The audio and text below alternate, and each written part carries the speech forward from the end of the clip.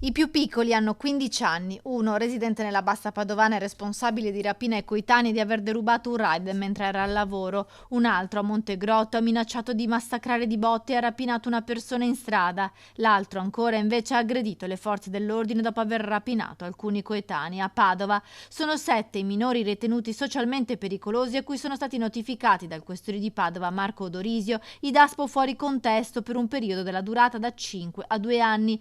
Il più grande di questi ragazzi ha 18 anni, poi ci sono 3 quindicenni, 2 sedicenni e un 17enne. Hanno tutti precedenti per rissa, lesioni, furto, stupefacenti e resistenza.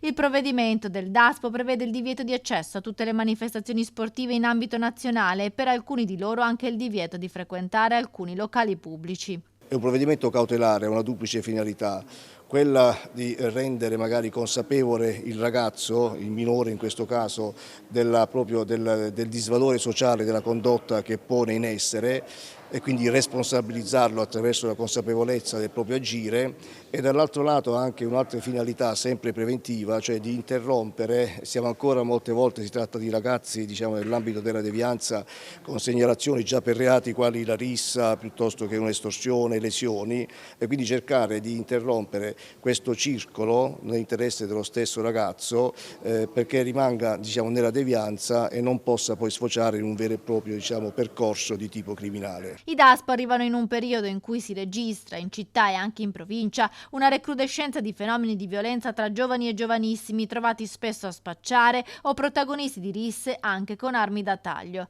Da inizio anno la questura di Padova ha emesso 258 DASPO.